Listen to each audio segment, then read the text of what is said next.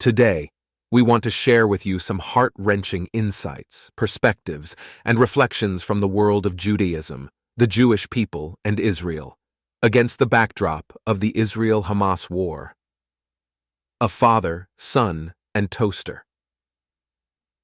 A few days ago, a father sent a text message to his son, a famous Israeli comedian, asking how he is holding up.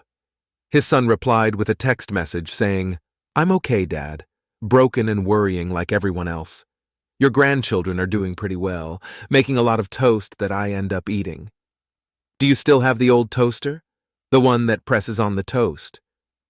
His father wrote him back saying, "My sweet Udi, I wanted to tell you that you shouldn't worry too much.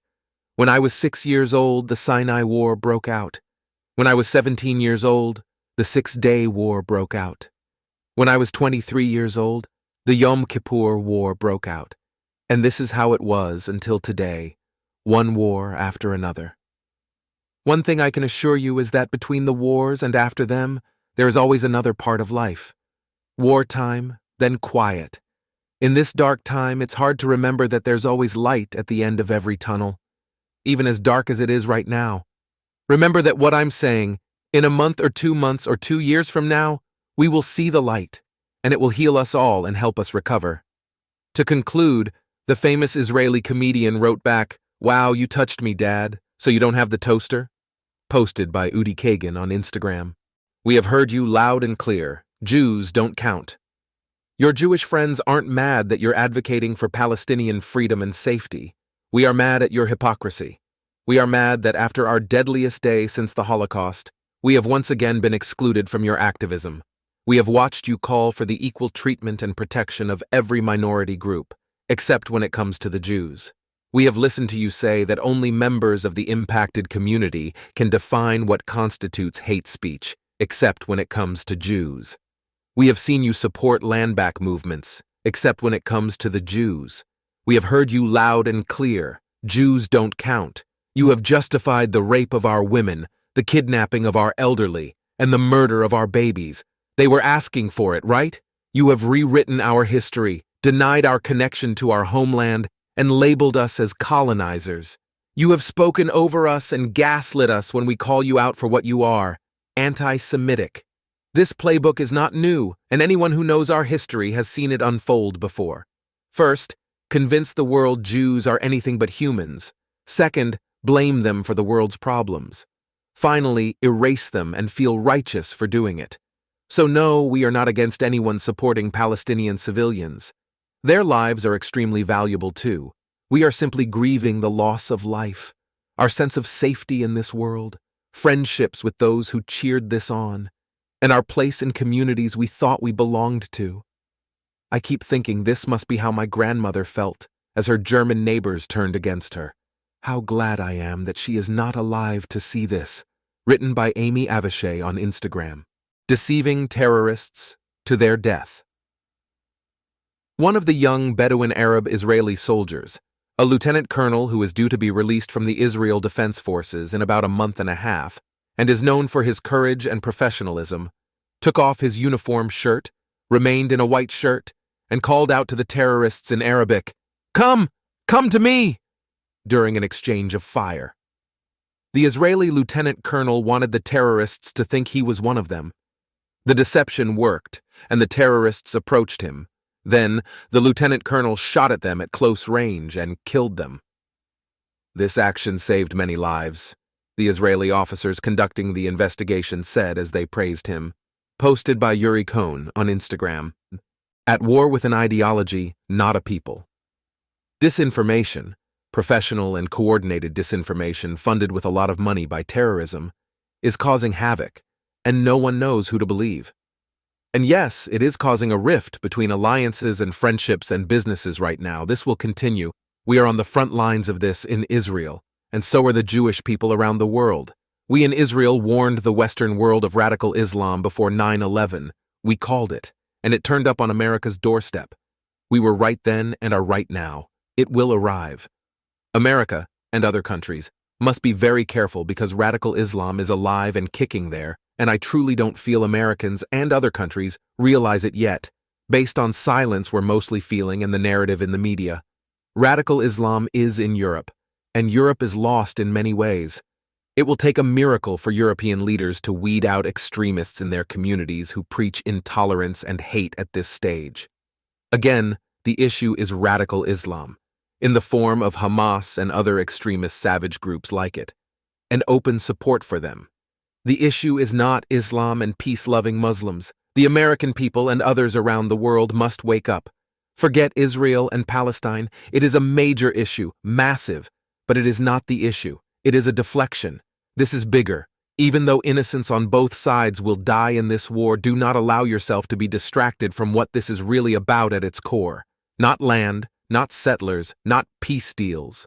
We, in Israel, are at war with an ideology, not a people. We have a few extremists here in Israel too, for sure. But hundreds of thousands of people during the last 40 weeks have taken to the streets in Israel to demonstrate against them. Israelis. We fight it. A lot of us. Consistently. Radical Islam. It will come to your doorstep if you don't put on pressure to fight radicalism. People are chanting across streets around the world, from the river to the sea, Palestine will be free.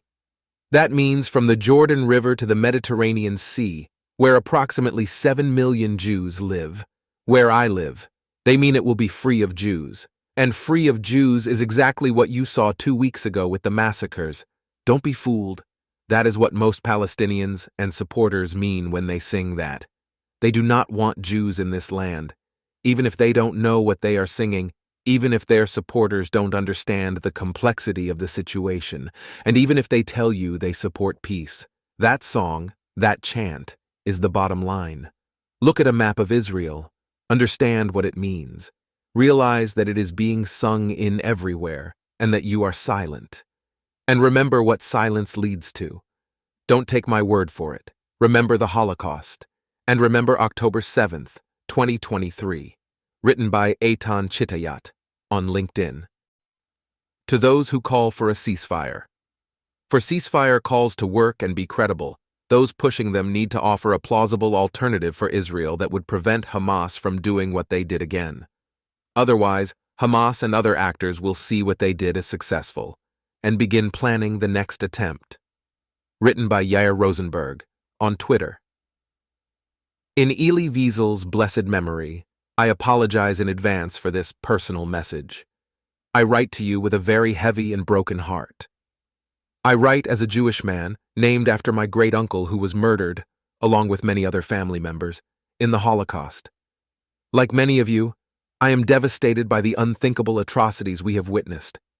The unconscionable violence and terrorism by Hamas, the kidnapping and slaughter of families in their homes, burning people alive, raping young women and dragging their bloody bodies through the streets, is nothing less than evil.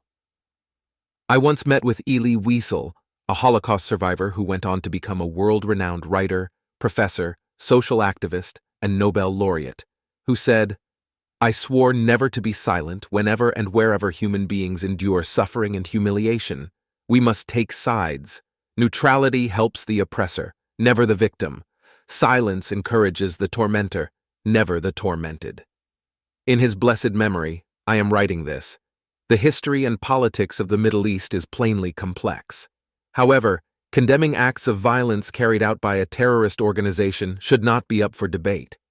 As much as I have been angered by those seeking to use this moment of terror to advance a political agenda, I have been heartened by the much broader outpouring of support for the Israeli people in this most distressing moment. On a personal note, I ask that you please reach out to your Jewish friends, because even if they seem okay, they are not. They feel especially vulnerable and scared right now, and I'm certain that hearing from their friends brings great comfort. As a Pittsburgh native, the threat of violence and fear for our safety here in America is very real. It was only 5 years ago that a Make America Great Again-inspired hater ruthlessly gunned down 11 innocent people, my neighbors who were praying in a synagogue. So many of my colleagues have friends or family members who were tortured, kidnapped, or killed in Israel. Please keep in mind that this is a global conflict, initiated by the leaders of Iran, in furtherance of their ongoing support of terrorist organizations. All Palestinians are not collectively responsible for Hamas terrorism. Palestinians in Gaza will suffer terribly not because they deserve it, they don't, but because Hamas started a war with Israel and deliberately operates from densely populated areas. Hamas left Israel no choice but to proceed with operations in Gaza. No government would tolerate an organization worse than ISIS on its borders, and every government would put the safety and security of its citizens above the safety and security of people governed by its enemies. Israel faces horrible choices. The short-term solution is for Egypt to open its border and allow the residents of Gaza a safe haven. Refugee camps, similar to those created in Turkey for Syrian and Iraqi refugees, can be built. Once Hamas has been defeated, the world can come together to create a viable long-term solution for a Palestinian state. Written by Evan J. Segal on LinkedIn.